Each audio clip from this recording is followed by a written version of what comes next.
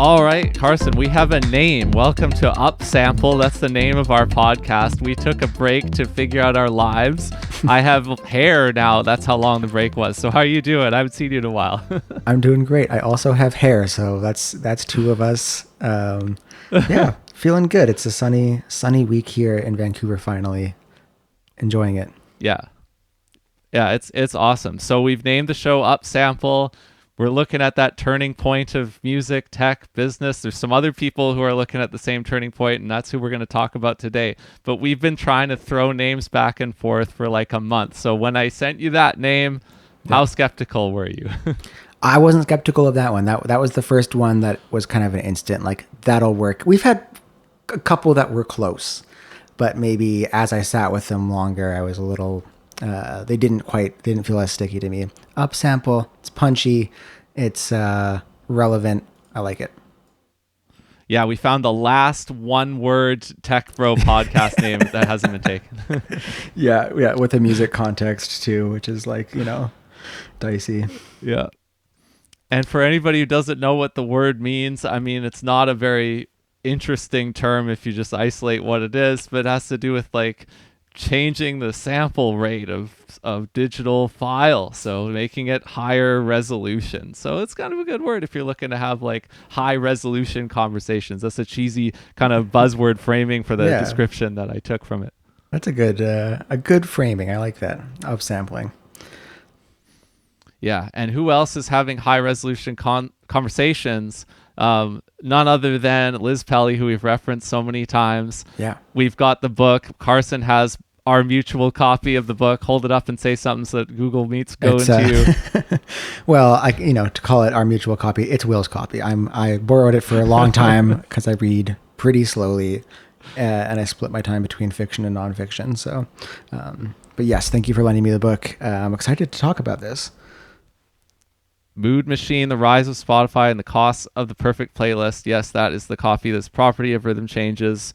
I went out and got it in January when it came out, so it's a 2025 book release. I bought it at the Book Warehouse on Main, where, fun fact, you can also get Chris Wong's book, Journeys to the Bandstand, if you don't have that yet, among many other places. I've heard a lot of people talking about Mood Machine. Yep. I've listened to Liz Pelly Media Hits on her podcast, YouTube Media Tour, talking about the book. I, of course, also consumed her work before the book, as did you, especially at the Baffler publication and in context with people in what I would call the music labor politics space, where she is one of the most insightful and consistent people. And that's my takeaway from this book, is that you and I mean, I don't want to say that Liz would have the opposite politics of me, but, her political line would have like an origin and direction that are both very different from mine.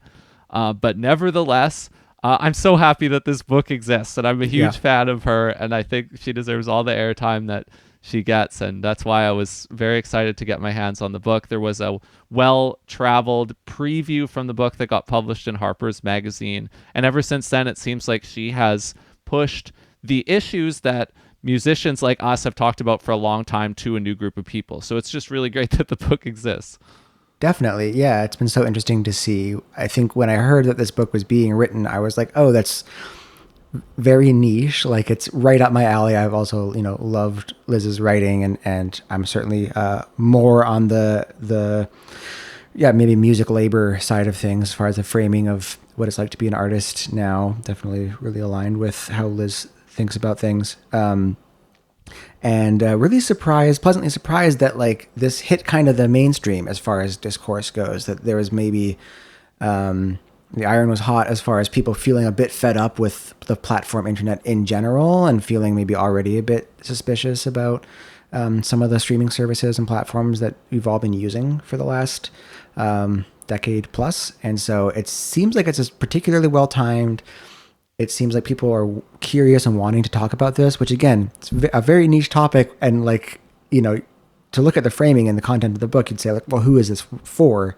Besides maybe artists and maybe the very most, conscientious tier of consumers who are worried a lot about their streaming choices. So I'm really happy it's getting a lot of press. I'm happy it's starting some conversations. I'm happy I got to read it. Yeah, I think as a starting point, if somebody wants to consume a conversation by Liz, a good one within this cycle is actually her episode with Anthony Fantano. I think that's him at his best, Oh, more or interesting. less, where he actually gets down and is like pretty serious in his attention, the amount of attention he's Hmm. paying to the subject matter. And they have a good conversation that is good introduction, especially to a non-musician. By a popular figure, so Yeah. I think that's a pretty good one. I mean, there's very many, but off the top of my head, that's one that you could check out. That is a great one. If you want one that's like a little more short and pithy, although again, also maybe a little more mass culture, the hard for her appearance on Hard Fork, Casey Newton and Kevin Reese's podcast for the New York Times, which is a huge get for Liz. I mean, that felt really cool to hear someone who you read on blogs talking to New York Times reporters. That one is maybe shorter, and I would say maybe Liz is given like a little less time to explain kind of the depth and the nuance of the ideas in the book, but a very good primer for like what the book's about and some of the main ideas. And of course, it's funny that we're launching our podcast now, and Liz also just launched her own podcast with Yep. a co host, the co host being Max Alper, Yep. noted social media thought leader on these issues basically as Yeah. well. And so they have a podcast together called Critical Listening, and obviously it doesn't do any good for for us to plug them because we're starting from scratch right now too, and we don't have any listeners to send to her, but definitely got to mark the milestone. It's funny that they dropped their introductory episode. We've actually done more episodes than them because we filled the back catalog with our initial kind of experimental run. But yeah, they're launching their podcast right now too, so we're excited about that. Yes, they have a lot more degrees between them than the two of us, and so it Yeah. won't be a competition. I think I'll just exist as a fan of the two of them, but excited to hear where they go with that podcast too. Yeah. So, what would you say, being somebody who knew a lot about these issues, case in point, what we were able to discuss in the previous episode where we set the table for a bunch of these things, when you actually got down to reading the book, even when you were only halfway through or something, what struck you as like the biggest new revelatory piece that the book was introducing to the conversation? Well, I want to split that up because I think the actual biggest thing, and certainly the thing we talked a little bit about as far as the Harper's article, which was the excerpt, is what she calls perfect fit content, which is Spotify's name for kind of this music they can pay less royalties for. We'll talk about that maybe in a minute because I think that's like the maybe one of the biggest aspects, one of the biggest revelations. I would say in the first kind of half or even third of the book, where Liz is talking about Spotify's inception and kind of how it got to where it's at, the thing that stuck out to me and that I hadn't really reckoned with before is how Spotify is kind of only incidentally a music company. Like Spotify, Daniel Ek said this in the last episode, I think, that Daniel Ek doesn't care about music at all. And in fact, they were going to look at, doing some other media streaming, and they mistakenly thought that music would be the simplest, not knowing anything about how like the major labels operate and whatnot. You could say that that's like the same way that maybe Amazon thought that books would be simplest or something. Like there's a kind Yeah, of right. whole lore about that too. Totally. That so many of these platforms started with kind of a naive idea about like, oh, like how hard could it be? So Yeah. very interesting framing there. And I think that framing like helps to explain a lot of what Spotify does and decisions that look kind of baffling, or, we've talked a little bit about that, like, incentive problem, right? Where like the listener experience can suffer because of business decisions Spotify makes. And someone observing might go like, well, why would Spotify be making bad listener experiences or bad, long-term effects for artists or whatever when they depend on that? The answer is like Spotify's not really a music company. It's like an ad company that existed to sell ads and now to sell user data, which is maybe the third kind of big thing that I would take away from that. But yeah, I definitely found that aspect interesting, that the music was kind of an afterthought.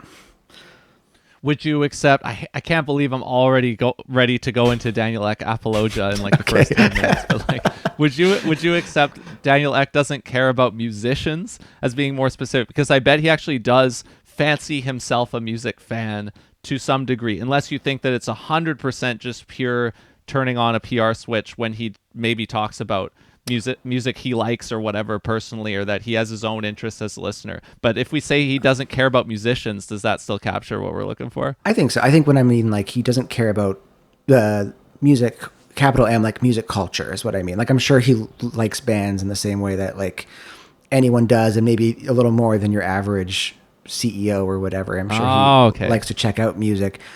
But as far as like whether Spotify, irrevocably damages the music industry and changes how everything operates and hurts artists, like he doesn't particularly care about that in the same way that like I'm sure he likes movies and he would have easily just made another Netflix. He's not like he's not thinking deeply about music and the culture. Yeah, and I would absolutely concede that, Spotify chose a PR line that is pretty well known because I don't know if they still use it, but they had used it for a long time, where they were like, the mission of Spotify is to facilitate 1 million artists making a living from their craft or Right. something like that. Have you Yeah. heard this? I have heard that. I don't know if they still say that anymore because I think their tune has changed on that. There's such a question of tone deafness when it comes to the company now. They're so under the gun when it comes to that. Yeah, for sure. So I could imagine they wouldn't be as keen to use that slogan now as in their pre-IPO days, etc. Yeah, I also wonder that like they've had to shift a little bit. Another kind of thing they talk about, maybe we can talk about this before we get to the PFC stuff, is Spotify's relationships with the major labels, and how they're like a million artists making their living on Spotify. It probably isn't exactly in Spotify's interests. Like the actual like true independent numbers that like someone who reads that PR would say like, oh, that could be me. Like I could, Spotify wants me to be able to make a living doing music. The major labels dominate so much of how like the decisions Spotify makes, in terms of like extra deals with Spotify. This is like the other big thing that I learned about this is like when artists say like, oh, my splits with Spotify aren't fair or are too little, the majors actually get a different deal. Not necessarily, it's not formed, they aren't paid, it's not structured differently exactly, but we don't know much about their deals because they're secret. Yeah, it isn't a tremendous difference in terms of what would get paid out to you, Yeah. or what would get paid out to 100% of the royalties payable. That's the other Sure, thing yeah. is artists don't have deals with Spotify, which is something that we have already had occasion to talk about. There's always some sort of middle entity, Yeah. whether you're on a major label or whether you're uploading to DistroKid. There's always somebody in the middle there, and they're going to take some piece of it. But yeah, the majors, and this is told well in the book, there's a good kind of historical first half of the book before it even bears down on the current reality or even gets into solutions or anything like that. I quite enjoyed that.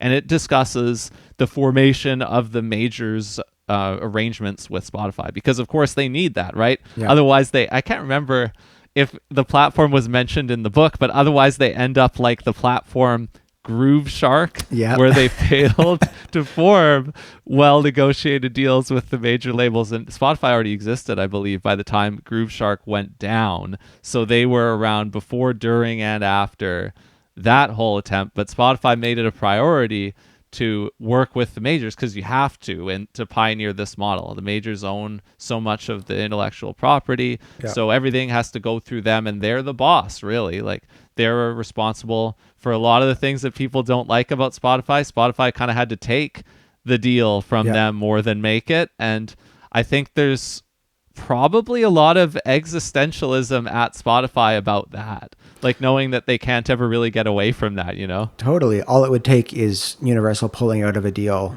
and Spotify, kind of their whole raison d'etre goes away, right? Like if you can't claim to basically have every song ever because some 40% of the music that was ever released is inaccessible. I don't think it's 40% for Universal, but it would be a very large percentage, Yeah. especially if the And music. as we said, we're headed to a big one, so Universal's Yeah, chunk is going to get even bigger. So maybe they will start to stamp down on Spotify even more over the time. Like, I don't know the details well enough to introduce it right now, but we should flag this for a follow up. Do you remember the kind of Universal TikTok dispute that happened? Maybe it was a year ago or something. You don't know anything about that? I do. I heard about it, but I don't remember the specifics of how Okay, yeah, we got how to that all check played that out. out. So we should definitely get in the weeds on that one because I Yeah. think it is. I mean, the more I've learned about this, royalties and catalog streaming and whatnot, like the more you realize just how powerful the major labels are. How like any complaint you could have about what it's like to be an artist right now or the music industry, really at least some blame could be put on a major label or a decision made by the major labels, right? Like anything you might say like, oh, that's not fair, was probably made by a major label at some point in time. And of course, there are accelerants like Spotify or like other services, Napster before Spotify. Yeah. So I want to lay down what perfect fit content is all about. Yeah, And then you more recently read the book. So maybe if I miss the mark or whatever, maybe you've got something in your memory bank to save me, but I'll lay out please. what it is. So it's a familiar concept. It's just like what you could call a buyout, or it's just like what you could call work for hire, where the difference between what the book calls perfect fit content, I believe coining the phrase. Like I don't think, one, this wasn't well known about before this book, and two, it wasn't named. So I think they did coin the phrase, or That's it was eternal at Spotify's Spotify. internal Right. name for it. Yeah, they called it Yes. PFC. Yeah. So Yeah, they didn't. Liz didn't coin the phrase, but she revealed and documented the phrase. because we should say Liz had access to Slack or to the Spotify's company Slack somehow, like through anonymous Yeah. sources. So Liz has like this book is full of so much crazy information that I'm sure Spotify is really upset is out there. Anyway, continue. Yeah, yeah. So didn't coin the phrase, but revealed the phrase. Yes. Yeah, absolutely. And that's is a big kind of uh, that signals to you what is in the book for sure in terms of the access that she had and how it kind of spills out.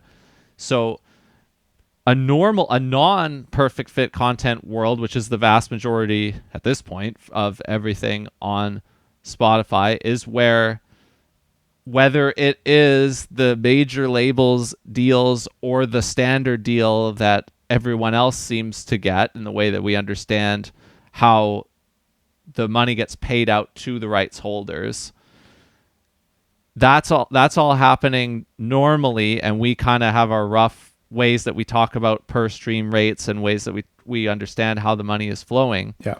But just as Spotify could make deals with the majors, they also discovered that they could make deals with companies who were approaching them with a different sort of offer, which was, the company would say to Spotify, we have composers, we have artists who we will buy out their work from them, or we will engage them in work for hire. So we're going to pay the artists to compose the music for us, and in doing so kind of waive their rights to it. Yeah.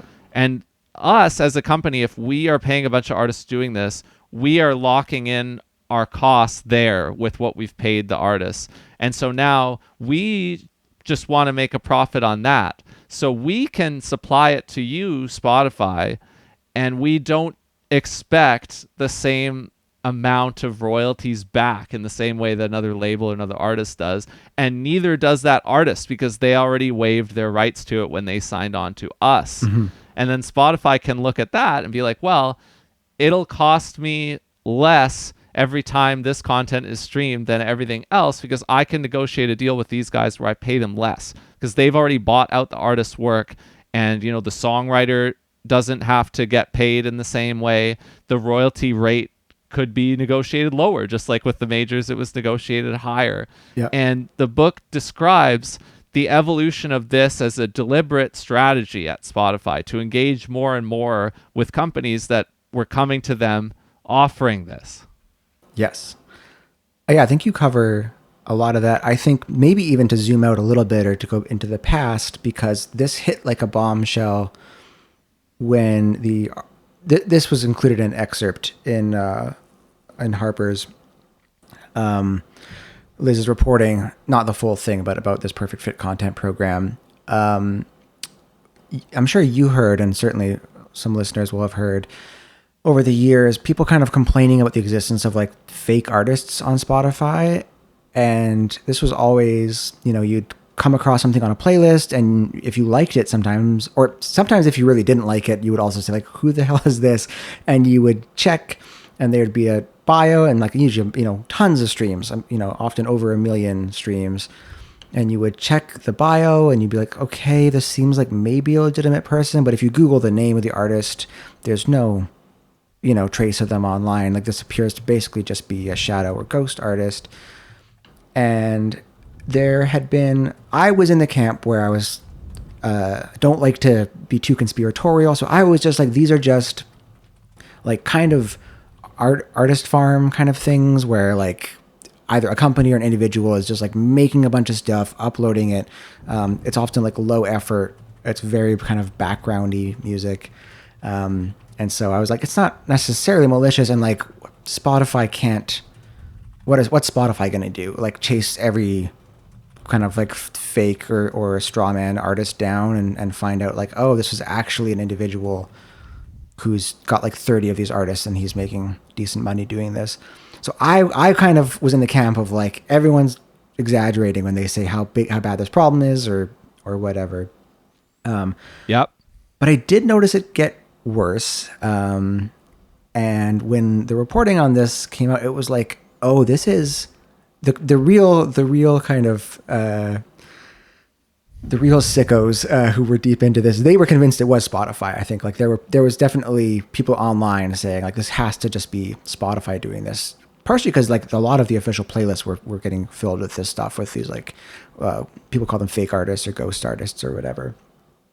And the revelation that it was indeed Spotify hit like a ton of bricks, because like no one likes this stuff in general. I mean, like an active listener doesn't like this stuff. Spotify's whole point here is I forget what the actual stat was, but they basically like looked at some like kind of in-depth user listening data, and they like found that most people when they put on Spotify are just looking for background music. Like it's a very small percentage of people are like choosing something to listen to and like listening to the whole thing. Mostly it's like set it and forget it. And so they got the gears turning and started making deals with these. What's the name of the type of company that licenses these? She's got That's a good question. I don't know, but one of them is Epidemic Sound. Right. Yeah, I think the other one's called Firefly Entertainment or something, or Firefly Sound.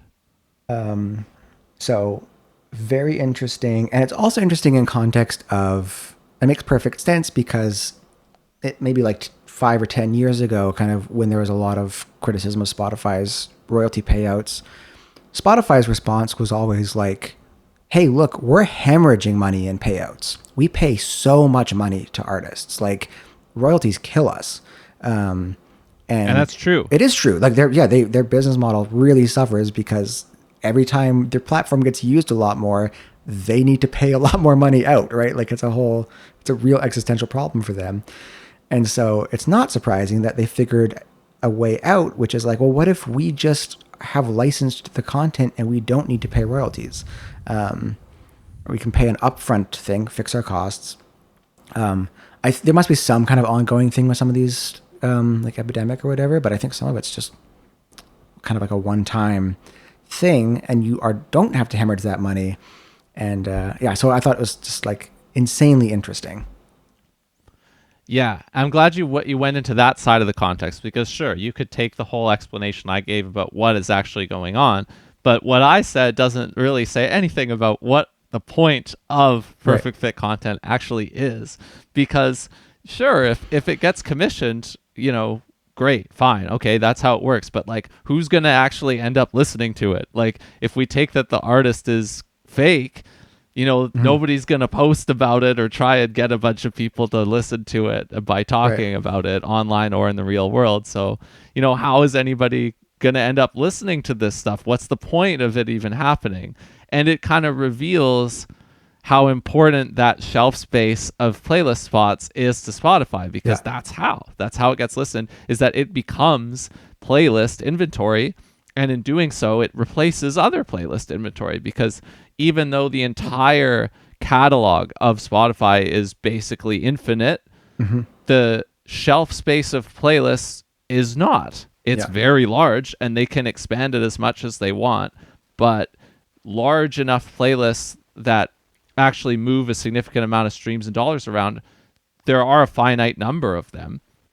And the question of perfect fit content becomes about how much of the shelf space ends up being a replacement of real artists with perfect fit content, because the idea of infinite shelf space and long tail economics, it can be fine and cool for us because we will actually send real people to it and talk about it, even if it's out there in the void and not on the playlist shelf. But with PFC, it's not. It's on the shelf, or it basically is just dark matter in the background. But this whole controversy about discovering this program and Spotify's emphasis of it has become about how much shelf space they're going to take away from what we understand to be real artists and replace it with this program, and that it is economically incentivized to do that. Yes. Yeah, and I think, to drive that point even home a little more, Liz has reporting about how internally at Spotify that playlist curators were like actively and quite aggressively encouraged to begin filling up like big playlists with perfect fit content. I think there was like the dashboard that would show you a playlist, like what percentage of it is PFC. And that was a metric to like hit a target. Like you want that, always with the, Spotify bosses saying, well, if like engagement goes down and people start liking this playlist yet, we'll lower that down.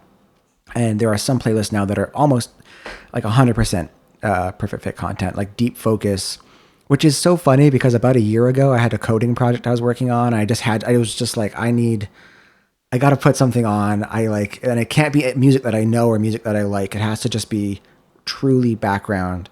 And Deep Focus before the PFC thing used to be actually pretty good. It'd have like Max Richter or like, kind of classical music, electronic, Nils Fromm or whatever.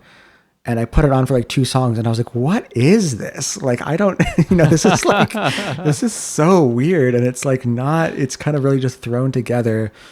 And I remember I was like, oh, that's too bad that like, it's these like random things. I did not, it only clicked for me as I was reading the book and I was like, oh, that was all PFC at the time I was listening to it, basically.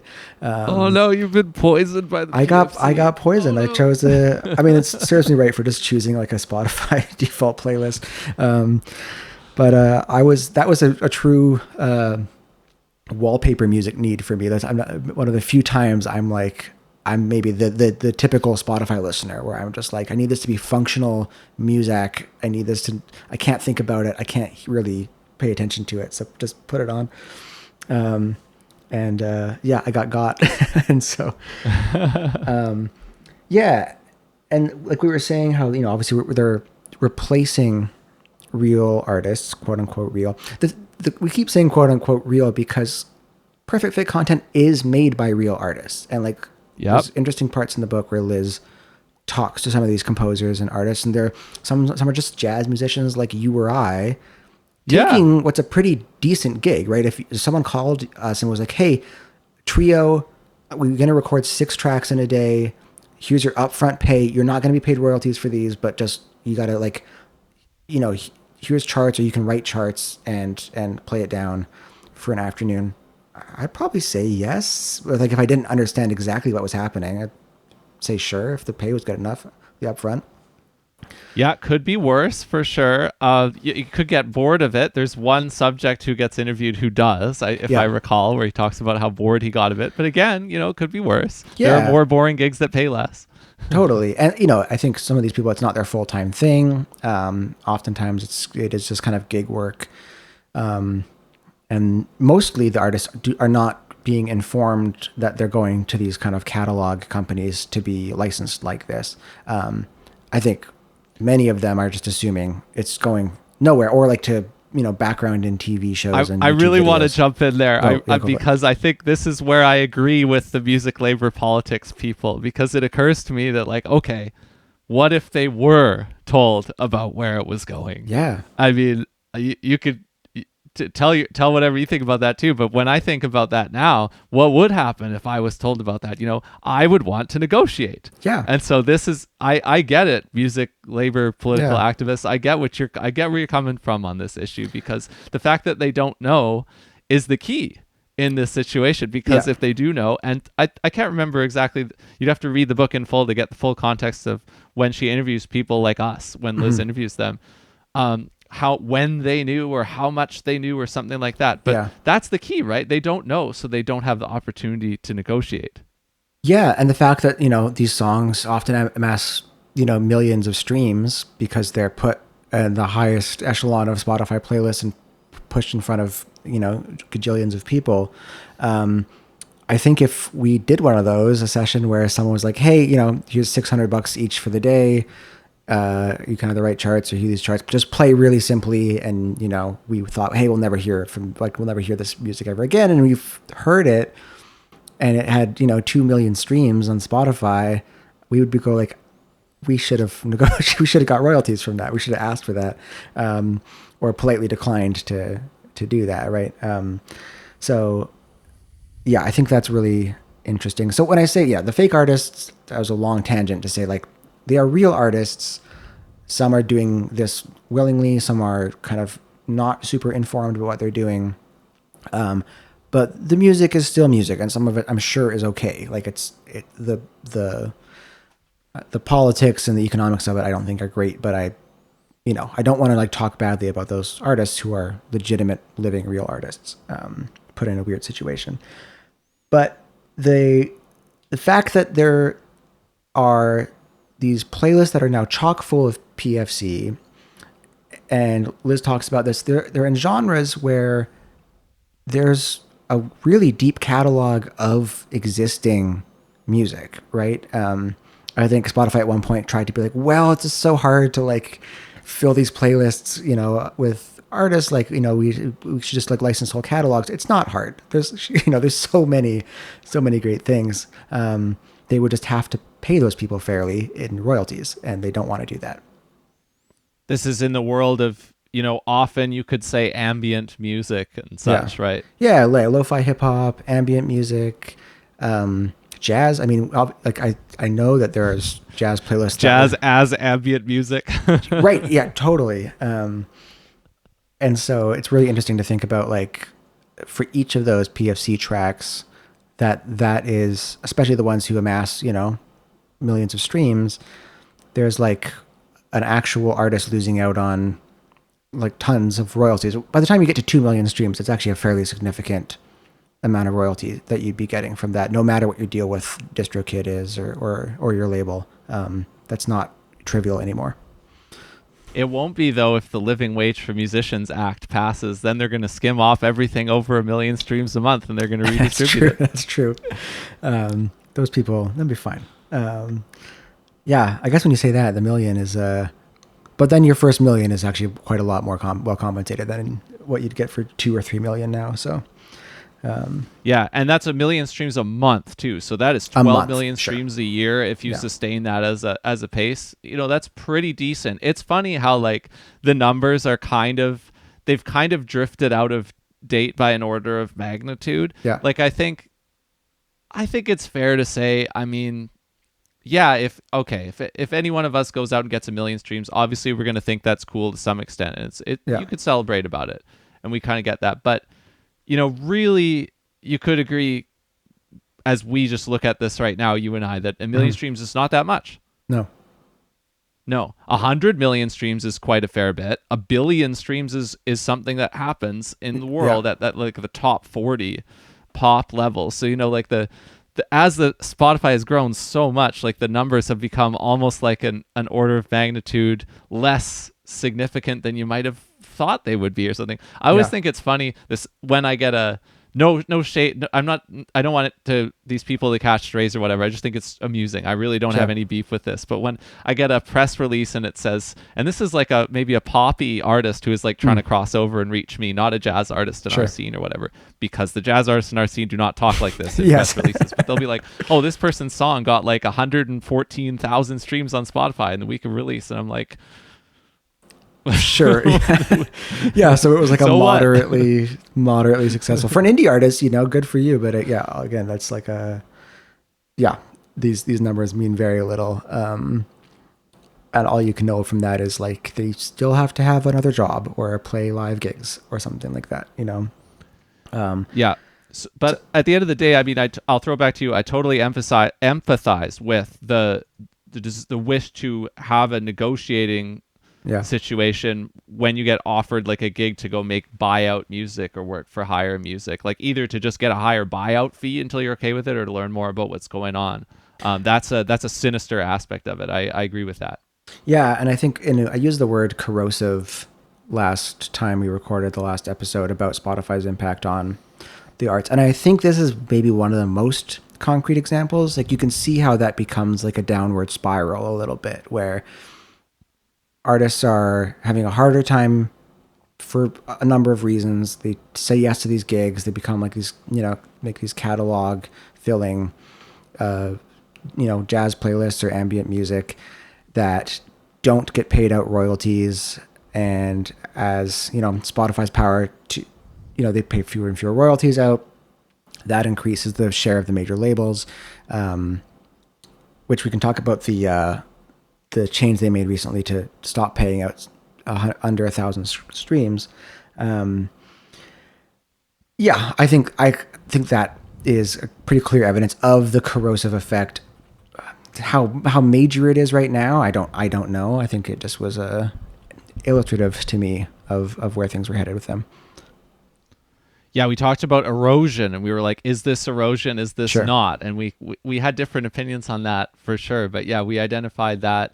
We talked about to the extent that there's AI generated music, Right. there's erosion there because the combination of AI generated music and PFC Mm-hmm. is like nectar to Spotify for the same financial incentives, right? You go from locking in your costs or reducing your costs to minimizing your costs so that as they go to zero on some of those tracks, and then you can shove those into the shelf space. Yeah. Yeah. To maybe pivot a little bit out of the PFC, although it's also interlinked too, which is a really fascinating way Liz lays out the book, right? Like everything she talks about kind of plays it into each other.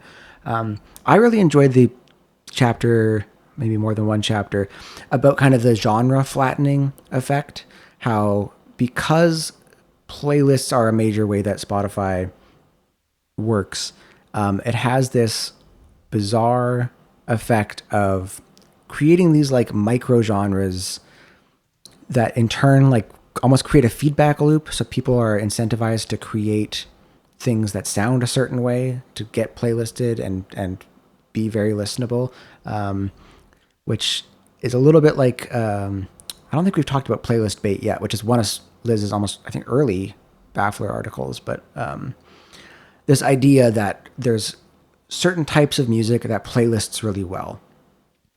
This time I was like there's like poppy, chill. The poster child is Billie Eilish, who's transcended playlist bait for now, but there are Billie Eilish imitators that I would say are the actual playlist bait.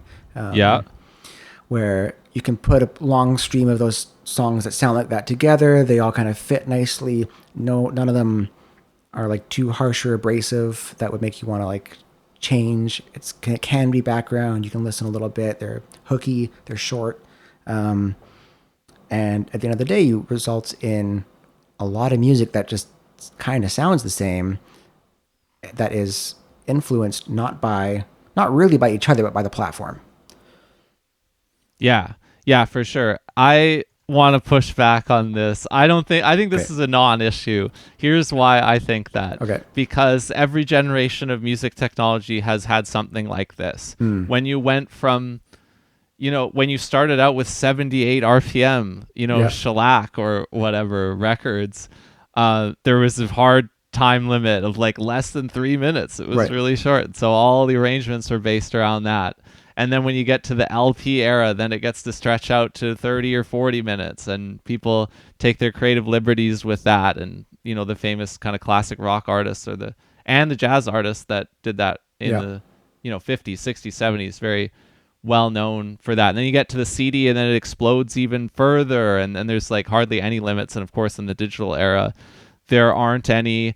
And then there's the shift where like you from selling entire albums on CD to selling individual tracks on the iTunes store, and so that begins to make singles more prominent. But this is a question about the musical content itself and how it gets shaped by technology.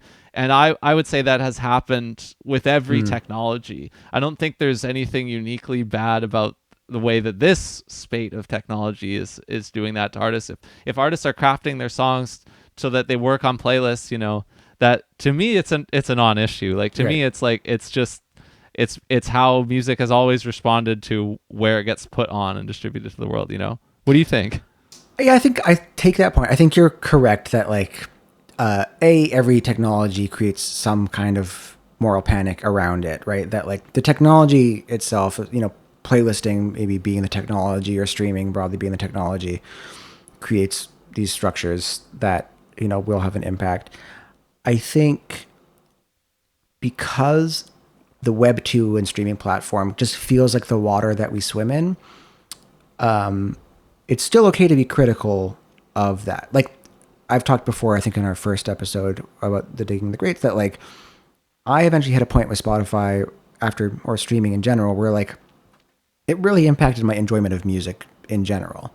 And that's kind of on me. Like I could have at any point just like hit the pause button, go to Bandcamp and just like find a bunch of stuff myself and read blogs. But like, it's still fine to think about playlist bait, think about these like, niche micro genres and think about how your listening maybe is narrowing down into like, again, you don't use streaming as heavily as I did, but like, Will core, Carson core, and thinking critically of like, am I enjoying this? Is this helping me find new things that I like, or is this killing my enjoyment of things? So it's more like the technology shaping the music is not a bad thing. It's a neutral thing. It happens with every technology, but you can think critically about whether you like it. It's easy to forget that those forces are there shaping things. Oh yeah, I wasn't sure if I ended up talking past you there too much. Like I thought you were talking about the effect on the music itself, but you were talking about the mode of consumption as well too. Both, right? yeah. Well, yeah, both. I Yeah. think, but I think, yeah, and to say like, oh, I don't like how Spotify makes music sound is a silly statement. Like, there's every kind of music on Spotify, right? Yep.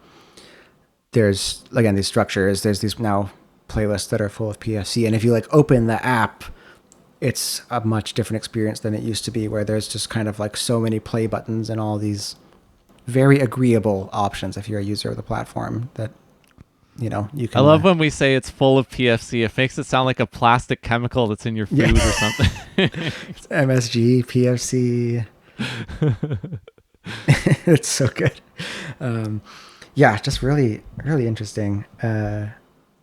In general, how did reading this and thinking about it and listening to Liz's discussions about this, has this like changed your opinion of the platform in general, or in like, your either consumption habits, your music releasing habits, or just again the opinion of the company itself?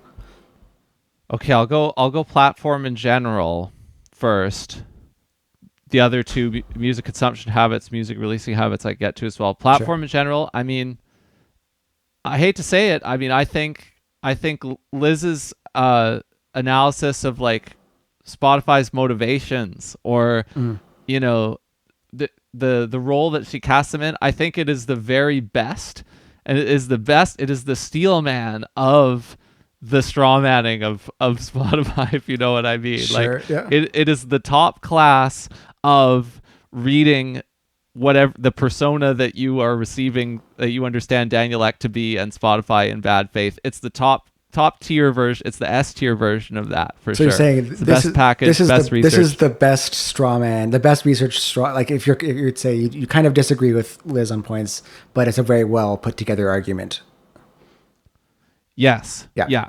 I think that they are such the lightning rod for criticism in this industry, and I am afraid, like I talked about when we talked about the Living Wage for Musicians Act, I'm afraid that attempts to regulate them, which are pretty clearly what she wants and what Yeah. this group of people wants to various extents, are just going to create crossfire within the industry between other groups of people that aren't the big streaming apps, like between label and artist. If you start redistributing money there, Sure. or between artist and artist, depending on how people feel about how the redistribution ends up going.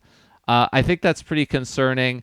And I do think that the streaming apps are such a wonderful boogeyman for everybody, that they're easy to hate. Yeah. And for all those reasons. So I do always take that argument with a grain of salt as a starting point.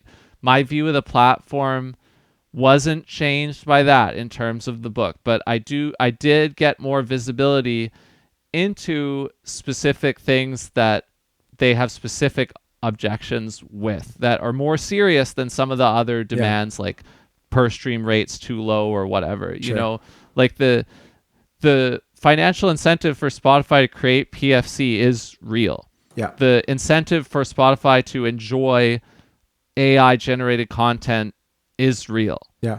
And so if it is the huge player in the industry that it does deserve attention for that. Yep. But there is only so much they can do because they are so tied not only to those financial incentives, where if those opportunities get presented to them, you can't expect Spotify to decline.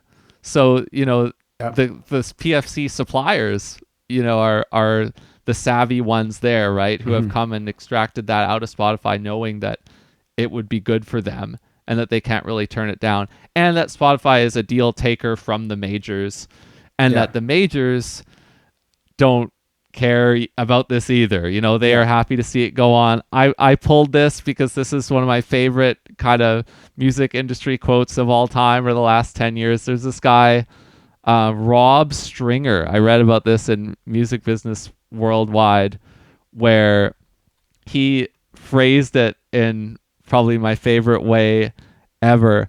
I'm just trying to figure out what his exact title is. He is interviewed. He's the chairman of Sony Music Group when he was interviewed for this article. Sony owns The Orchard, which is one of those premium distro kids or whatever. My client Seller is distributed by The Orchard, and a lot of other people are.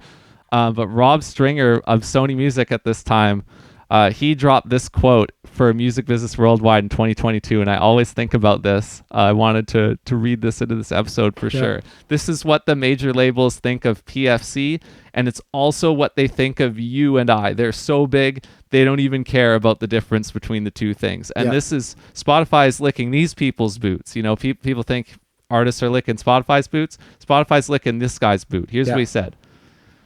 There are 27,000 labels being distributed by The Orchard globally.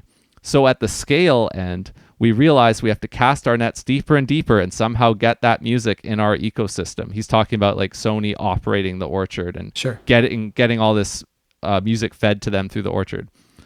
Because otherwise, literally, market share will be diluted by default of the sheer volume of tracks. Even, quite frankly, if some of that music is literally like flotsam and jetsam, and it's just stuff that's taking up some of the market share because of scale. So that's what he said. I love the phrase flotsam and jetsam because it so perfectly speaks to what the majors think of us. That we're so small that we're no different than a fake artist or even an AI generated song at this point. And they just think about major label market share versus the world. Wow, that's a lot. That it brings to mind kind of one of the things I had written down as a note. We don't have to dive super deep on this, but I guess in December of 2023, Spotify announced it was no longer going to pay out royalties to artists who have tracks under 1,000 streams, which So if you have less than 1,000 streams on a song, Spotify will not pay those royalties out until you cross over. And then those 1,000 streams are counted. It's not like they're just freebies. They just don't pay them out right away, which I think you and I have talked about a bit, especially around when it happened. There was obviously a lot of, like, I hate to call it pearl clutching, but it was a lot of people going like, hey, this sucks, especially when artists were already feeling kind of short shrifted by Spotify. At the same time, Spotify also kind of took some aim at what they called like non-music content, like, white noise tracks and tracks that were kind of like functional things but weren't like composed. And so it said, hey, we're not gonna pay royalties at all to those, or just a higher threshold for them or something. I forget what they did with that I don't know stuff. what they did with it, but I love that you went there right after this, because I'm pretty sure the Flotsam and Jetsam moment Yeah. was like that all Yes. preceded this. That came. That Yeah. was a preemonition of this that you're describing right now. Yes. They talked about Flotsam and Jetsam, and they came up with this as part of the solution. Yes. So Spotify kind of outlined it a lot of different ways. We talked about pro rata in the past, and when this first happened, I understood it's a bummer if you're an artist who's not making that like maybe that money you get from 1,000 streams is, you're just like, let's get a coffee for this. Like, it sucks so bad that I'm not making any money off of streaming, but like, thank goodness I kind of, whatever. It feels a little bit nice to see some money hit your DistroKid account. So I could see that sucking, but at the end of the day, in the pro rata system, that $3, because it's about $3 or something you get from 1,000 streams, times hundreds of thousands of artists, is actually, for cutting into the pool quite significantly for an artist who's maybe at that, like, the lower middle class, right? If you're at, call it, the 1,000 to 200,000 streams level. And so the like artistic middle class actually benefits from that decision. And so I was sort of on the side of like, it's a bummer, but it's $3. It sucks. You will get to 1,000 streams one day and you're going to see that $3 eventually. But like, I didn't see that as a hugest deal. And Liz framed it in this way that I had not thought about at all, which is that this decision, on top of about, Spotify just hates paying out royalties if it can avoid it. It's about protecting major label market share. That like, this was a concern that with so many artists now through DistroKid, CD Baby, that major labels are actually losing market share. And so Spotify could kind of correct for that by saying, well, like, this huge swath of artists and tracks and plays, we aren't going to worry about those until those hit over 1,000, which is most never do. And so the major labels get to keep their very nice market share on Spotify. And this is 1,000 streams per year. That's the threshold. So it could be 10 copies instead of one, in theory, if the track's been sure. at a constant level for like a long time, which is rare anyways. Yeah. It will trend towards 0 or N, streams over time. It's rare that it would be constant. But yeah, it's 1,000 streams annually is the threshold here. Yeah. So I thought it was very interesting, and it kind of like, again, outlined how beholden Spotify is to the major labels in ways that impact everyone else. Not only with the deals that are struck with the majors, but, a decision like that is at least partially informed by major label pressure. Very interesting. Yeah. I mean, this is going to apply to some of my tracks, but at the end of the day, like you said, the amount of money is going to be so small that I can't care about it too much. Like, it's like either you're going to complain that it pays out too low or about this, but like both at the same time doesn't make sense. So it's like you got to be on one of those tracks at the same time, probably, because we can all acknowledge that amount of streams is not going to pay out very much, a material amount of money, right? Yeah. And like, I do understand on principle being just annoyed at that, right? It feels unfair, and it's, a lot of this stuff feels unfair, but yeah, Liz goes into a little more detail on that decision and the decisions around it, which I found very, very interesting. I also found it hypocritical because at that time, their Flotsam and Jetsam, obviously PFC was not out in the world as the thing, and that was their reasoning. It was like, hey, we want to be paying the real artists for this stuff, right? Like, hey, let's like eliminate the bedroom producer who like, makes 30 fake artists, and which it turns out was happening less than Spotify's actual thing. So that really, their argument doesn't hold a lot of water in the light of their PFC program. That it's not about cutting out the cruft and the flotsam and jetsam. They love peddling flotsam and jetsam as long as they don't have to pay artists for it. There's something really interesting there that I'm not sure if I know the answer to, because I was kind of just implying that the majors don't care about PFC and that they would lump it into small indie artists as Flotsam and Jetsam. But do you think, I don't even remember or know from the book, like did the majors know about PFC, or did they not know about it? And maybe they're not happy about it. I don't know if they feel it's significant enough for them to be not happy about it, but it's possible that they didn't know. And like when this guy from Sony was talking about that, like he wouldn't have been aware of it. Majors definitely did not know about it at that time. Like when that guy from Sony was talking about it, I think it probably became clear later on. He was talking about, because I think there was all this discussion about like, I think in general the discussion was about like ghost artists, or just people like who were just putting out like spam essentially, that was again taking away from market share from legitimate artists. And I think Sony was saying like, we can't be bothered worrying about that. Spotify does need to be worried about that, because if it again is paying out to hundreds of thousands of artists like that, Spotify is like hemorrhaging mechanical royalty payouts. So that I can see why Spotify did something about it. Is it possible to read Spotify's use of PFC as a negotiating weapon against the majors that could placate anybody who critiques Spotify, or not? Are they too mad at Spotify that they are not interested in its struggle with the majors, and that they're all bad actors, and we don't care which one wins over the other? But this is occurring to me now. This is not part of the narrative of the book, but it's coming out of what we've talked about. I think it's certainly PFC's. I don't know if Liz framed this. PFC is a way for Spotify and the AI stuff for Spotify to circumvent that problem, right? Because it's an existential problem for Spotify, again, like that they're beholden to this one thing. And I think Spotify, through its struggle to profitability and all the different things it's tried, throwing spaghetti at the wall, it's realized like we can't keep paying out this amount of royalties to these artists, and so we need a way around that. So that's PFC and its AI generated content. But they also like have to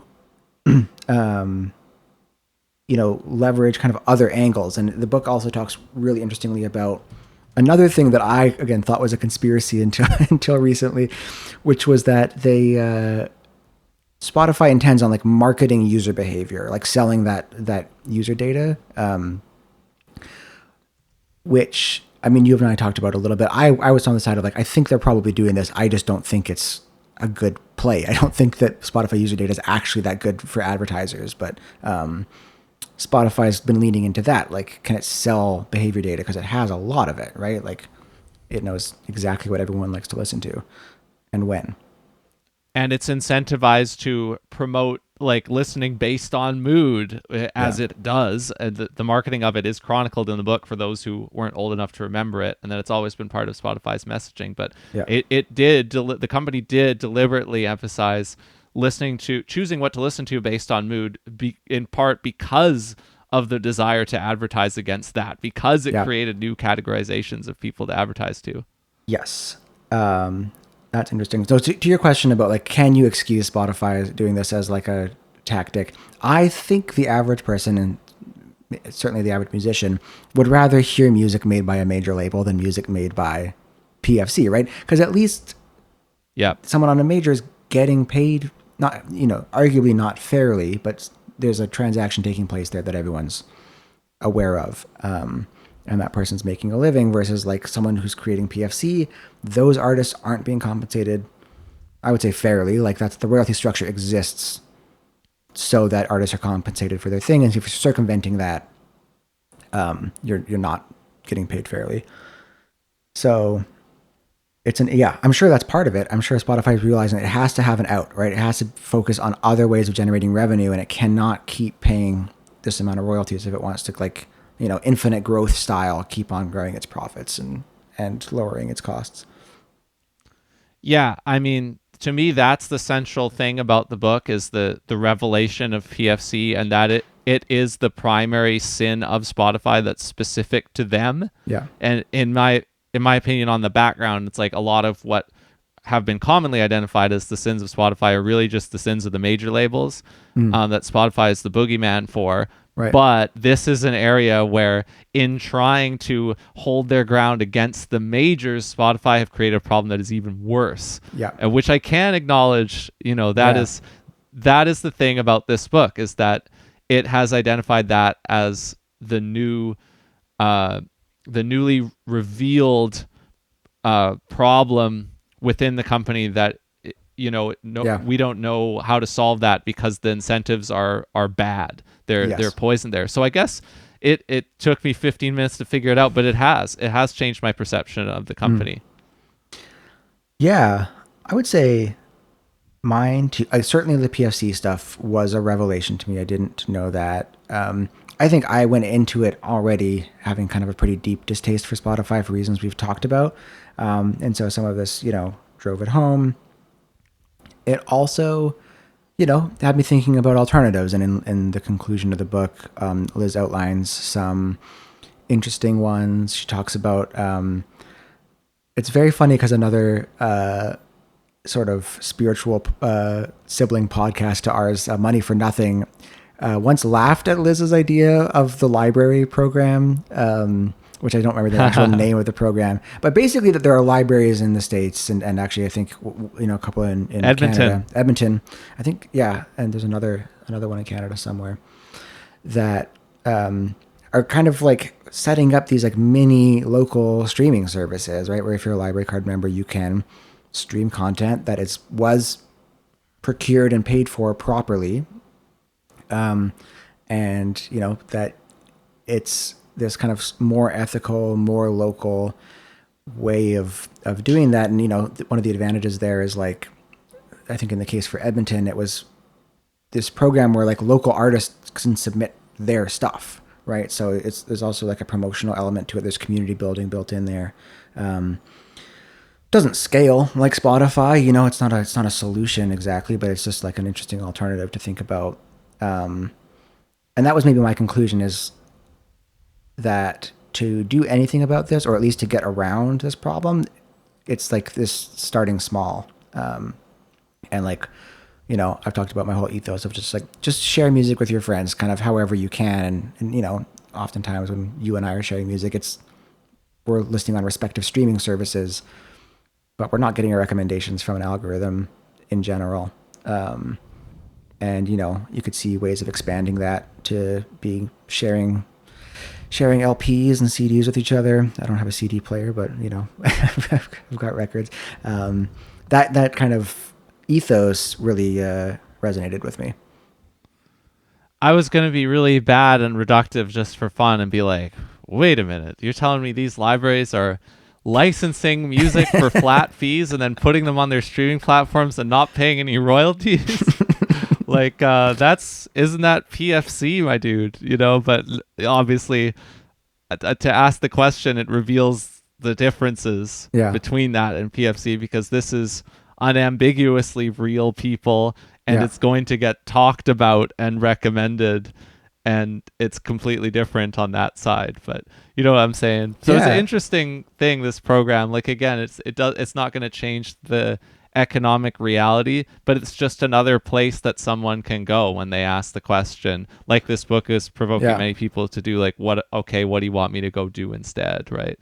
Yeah, and I think, even though it doesn't solve the economics, because I think one of the biggest takeaways again is that the economics of the music industry are so much bigger than just street. Like, the problems are huge, and so you can kind of put that aside and you can say, like, okay, that's the case, and streaming, or Spotify maybe specifically, makes the experience worse, right? Like it's got this flattening effect. It's, makes the enjoyment worse. And so you can still look at ways of getting around that by being more intentional with your listening habits, being more local, finding artists that a recommendation service would never get you, going to shows and whatnot, like we've talked about.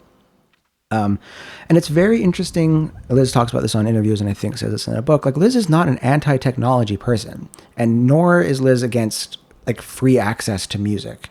I think Liz is more like anti some of these power structures and these economic activities that kind of underlie all of this.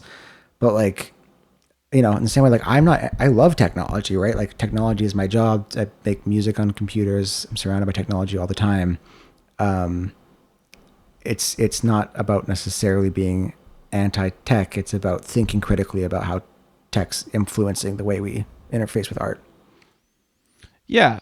And because we're already interested in that issue, I don't think either of us would say that reading this book would change how we consumed music or No, even really yeah, changed our artist operations, because we've kind of had to reckon with that already in terms of like, do we want to be on the platforms or not?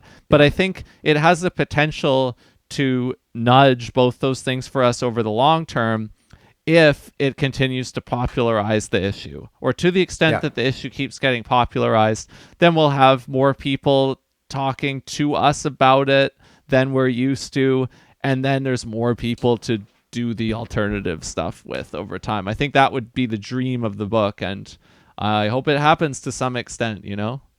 absolutely. Yeah, that's what I'm hopeful for as well. These conversations continue happening.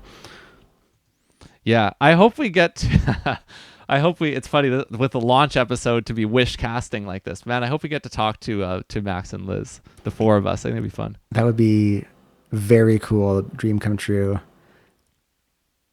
What I have learned through Rhythm Changes is that people don't usually say no. Yeah. They sometimes they won't reply, of course, happens to the best of us, but I'm thinking about asking people for interviews, right? Like trying to get access Yeah. to people. I've never had an issue getting access to people, and the more I think about that, the more I just wish I would try more, because people don't really say no. Like occasionally, of course, people will just not reply. Like that Yeah. happens. People won't have the time for it. But that's not any more common than like, they could say yes, and then you could try, and then the timing could just kind of fall through, and you don't find a date before like Yeah. the album release or before the artist goes on tour or something like that. That's happened to me with a few people where they said yes, but I've just lost them because of time. It's happened to quite a few people, but then everybody else just says yes. Yeah. So if they have yeah, time access is pretty yeah. good. And Max once reposted the article I wrote for Rhythm Changes on Blue Sky. So there's already that connection there. Yeah. Yeah, so what you're saying is we're gonna get you to write the email. Yeah. Like, you may know me as the author of Yes. Big Things Coming. No, I don't think so, but we'll see. It's great. Yeah. Well, we're doing our own critical listening here, so that's good. What else do you Absolutely. want to talk about on this book? What do you want to sign off on? Is there anything we didn't hit that you flagged as being particularly interesting, having finished it more recently? Those are the main points, I think. I think we hit everything that I wanted to talk about. I do recommend people check this out if they're like even a lick interested about this. I had a conversation in the airport this weekend on my way home from Toronto, talking to a guy. I just pulled this book out, and he was reading a fantasy book that I like, and I was like, "Oh, that's a good book." And he said, "Well, what are you reading?" And I was like, "Oh, this is a book about Spotify." And he was like really interested. This is like not as far as I could tell, not a musician or not a person who would normally be interested in that. But yeah, even if you're not that interested, I think it's a platform that most people have used. It's an extremely popular platform, and you've got friends and family who use it. It's worth just checking it out, learning a little more about how the company came to be, and having to think about whether you want to keep using it. Absolutely. Yeah. So keeping the wish casting going. My copy of the book continues to be available for lending. It's also probably in the libraries and, obviously at the bookstores as well. So that's the Mood Machine episode. That's what drew us. That was a big part of the impetus for us to start the podcast here. Yeah. So that's fun that we named our episode, and we can get it up finally on the occasion of talking about the book. So it's a full circle moment, right? Absolutely. Yeah. Excited to finally get to talk about that. And yeah, I'm sure there'll be more to say about Spotify and Liz as the years go on. So do you have a recommendation to sign off with here, my friend? I do. I don't know anything about this artist. Not a ton of listeners yet, although maybe that's just because I'm using Apple Music and not Spotify. This is a Spanish language rap artist. She's named Queralt Lahoz. So Queuralt. And her last name is Lahoz. Okay. It's a really good, fun album. It's got a little flamenco in there. If you're like Rosalia or Bad Bunny, there's like both like kind of a reggaeton rap thing as well as some flamenco beats. It's great. Nice. That'll be a good change up for me. I'm gonna receive that. Do you have a rec? Yeah, I do. Have you ever heard of the Vancouver Stock Exchange? I have heard. Did you send me something about this, or was this on Reddit or something? Where have I heard of the Vancouver Stock Exchange? So I didn't know very much about it. Okay. But there is it is still in progress, I think, or it maybe is part 2 of 2 and now it's done. But the 2 parts have come out. There is 2 long form video essays by this YouTuber that he has made. The YouTube channel's name is Land and Lore. Okay. And he has now made 2 episodes about the sordid history of the Vancouver Stock Exchange, which is known as the scammiest stock exchange in the world, and had a terrible reputation, ended up closing in the late 90s. And I just watched both of them at different times, watched/listened, and I'm going to watch them again because I listened to it more. This guy, I offered an unsolicited plug of John Boyce when I was just talking about F1 and sports, my fandom of sports. This guy has watched some John Boyce in his day. He uses the same kind of visual style for anybody who's watched Secret Base or John Boyce, which is like you create like a Google Earth environment and you pan around to it and go to all the different areas. And he puts that style through the history of the Vancouver Stock Exchange. I really enjoyed it. So that's my recommendation. Is this YouTube channel is Land and Lore, and he's got 2 videos out so far about it that are each about an hour about the Vancouver Stock Exchange. Amazing. I'll have to check that out.